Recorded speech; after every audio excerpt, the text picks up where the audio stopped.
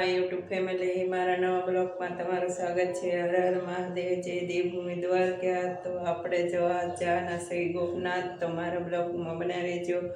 આપણે ગોપનાથ નાના હતા ત્યારે નિશાળે ભણતા હતા ત્યારે અમે ગયા હતા પ્રવાસમાં ગોપનાથ ને। અત્યારે આપણે જાય છીએ તો આપણે એકવાર જઈ આવ્યા, બીજી વાર જાય છીએ, પણ ત્યારે નાના હતા એટલે બહુ યાદ નથી, અને દરિયો છે એટલું તો યાદ છે।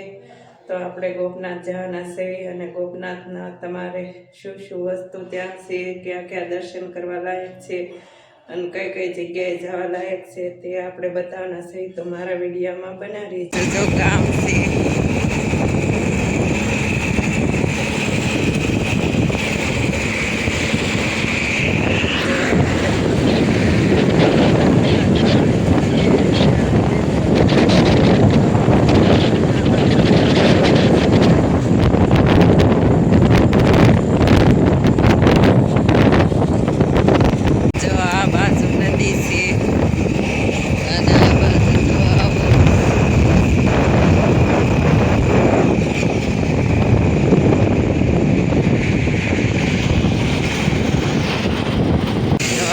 તળાજા પોગો આવ્યા, અને તળાજાનો ડુંગર જો દેખાય છે અહીંથી।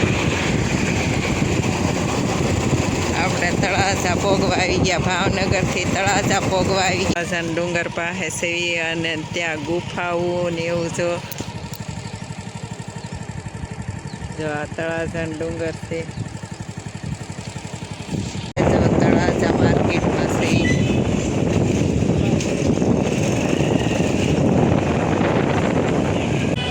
જો દોરા પાય છે બજારમાં। જો પતંગો આવી ગઈ, પતંગો અને ફિરકી આવી ગઈ જો બજારમાં, તળાજાની બજારમાં।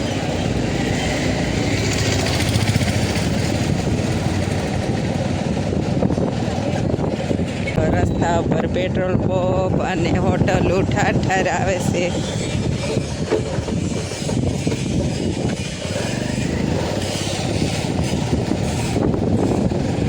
અને આપણે તળાજાથી નીકળ્યા પછી 21 કિલોમીટર છે આપણે જ્યાં જવાનું છે ત્યાં। ગોપનાથ 21 કિલોમીટર છે આપણે તળાજાથી।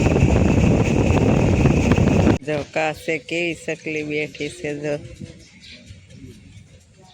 કાસ પાસે સકલી આવી, અને આપણે જો અહીંયા ઊભા રહી ગયા છીએ। અને આનાથી 13 કિલોમીટર આખું છે ગોપનાથ। હવે તો આપણે ગોપનાથ પહોંચવા આવ્યા, નાળિયેરી ઝાડ જો આ નાળિયેરીના ઝાડ છે, અને આજ વાતાવરણ કંઈક વાદળા છે। ગોપનાથ પહોંચી ગયા, અને આ મંદિર છે, અને હવે આપણે દર્શન કરવા જઈશું। જો નંદી મહારાજ અંદર કરતા, અને ગોપનાથ મહાદેવ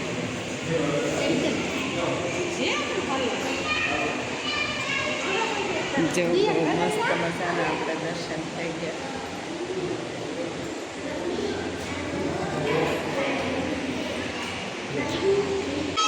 જો બહાર નીકળતા તે માં કાળી માનું મંદિર,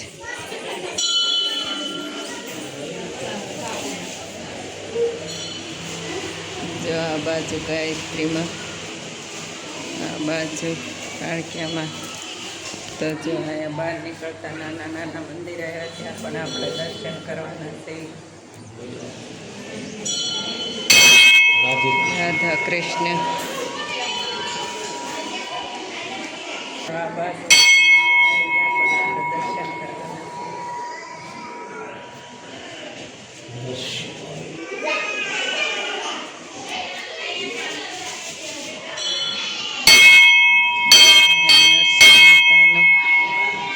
નરસિંહ મહેતાનું છે, નરસિંહ મહેતાનું, અને જે આ બાજુ છે ગોપનાથ મહાદેવ, આ બાજુ જો આવી જગ્યા છે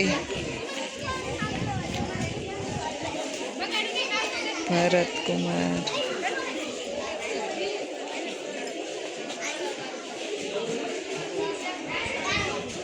આ બાજુ ભોજનનો છે, ભોજનાલય.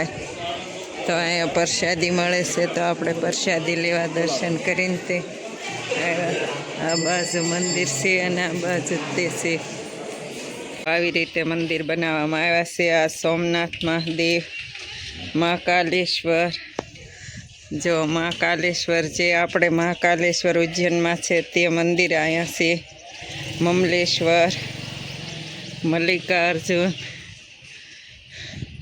વેદનાથ, કેદારનાથ. જો કેદારનાથ સેમ આવું જ છે. નાગેશ્વર, ત્રંબકેશ્વર, ભીમાશંકર, રામેશ્વર. જો રામેશ્વર, ધુન્વેશ્વર, કાશી વિશ્વનાથ. જો કાશી વિશ્વનાથના આવું જ મંદિર છે.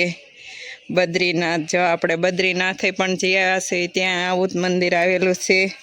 અમનોત્રી. જો આપણે અમનોત્રી ગયા હતા ત્યાં આવું મંદિર આવેલું છે. અને ગંગોત્રી. જો આ ગંગોત્રી. અહીંયા બધા મંદિર જો બનાવવામાં આવેલા છે, મૂકવામાં. 12 જ્યોતિર્લિંગના અને જેવું મંદિર ત્યાં છે એવા મંદિર હતા અહીંયા મૂકવામાં આવેલા, અને બહુ સરસ આપણે દર્શન કર્યા. જો આ બાજુ મંદિર મૂકવામાં આવેલા છે. જેવા ત્યાં મંદિર છે એવા તો અહીંયા મંદિર છે. નરસિંહ મહેતા. જો નરસિંહ મહેતાનો સોરો પણ અહીંયા આવેલો છે. બતક ને એવું છે. જો આ બાજુ કેટલા બતક છે અને દરિયો છે. જો આપણે આવ્યા હતા બતકને વ્યા ગયા. અહીંયા જો વાસણ ધોવે તે પાણી અહીંયા નીકળે એટલે અહીંયા ખાવાનું મળી રહે એટલે બતકની અહીંયા આવ્યા હતા. જો આ દરિયો છે. ઓલી બાજુ જો હોડી ને એવું બધું ઊભું છે.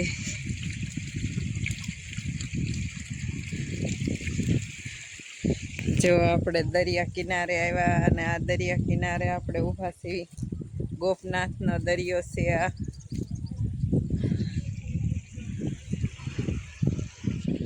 આ બાજુ જો પૂજા કરાવે છે પીપળા પાસે.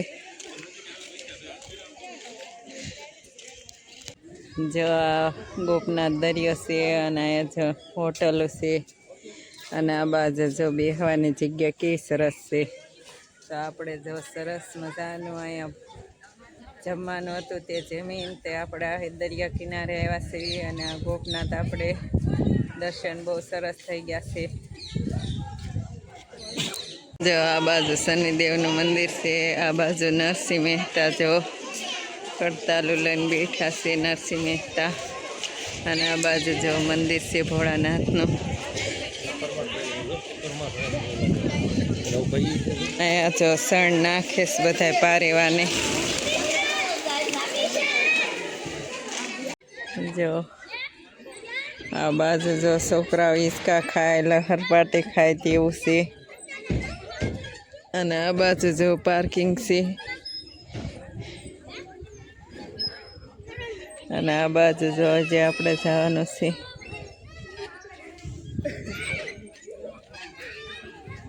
આ નાળિયેર જો કેટલા નાળિયેર આવેલા. જો આ બાજુ તે જો આપણે ગોપનાથ બહુ સરસ દર્શન થઈ ગયા છે. અને નાળિયેર કેટલા આવેલા છે. અને હવે આનાથી આપણે દર્શન બહુ સરસ થઈ ગયા એટલે હવે આનાથી આપણે જવાના છે બીજે. આવો રસ્તો છે કાંઈ.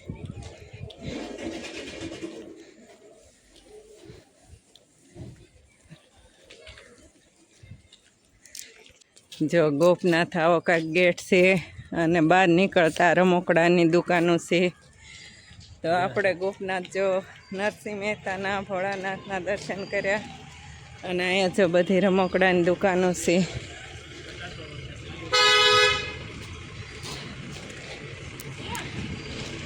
જો રમકડાની દુકાનો છે ગોપનાથમાં.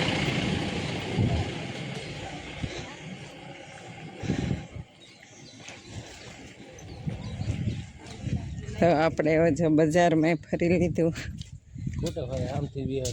આપણે જો ગોપનાથ મહાદેવના બહુ સરસ દર્શન થઈ ગયા અને હવે આપણે અહીંથી બહાર જવાના છે. ભાવનગર જો 87 થાય અને દૂરની બસો જો ઘણી આવેલી છે આ બાજુ. જો આપણે ભાવનગરથી અહીંયા પાછું કેટલું લખેલું છે હે 75. ભાવનગરથી ગોપનાથ 75 કિલોમીટર થાય. જો આપણે સરસ દર્શન થઈ ગયા. નાળિયેરી જો અહીંયા નાળિયેરી દરિયા કિનારે નાળિયેરી તો બહુ હોય જ હતી. વડલા જો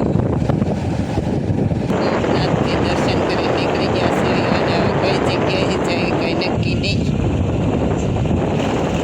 ગોપનાથથી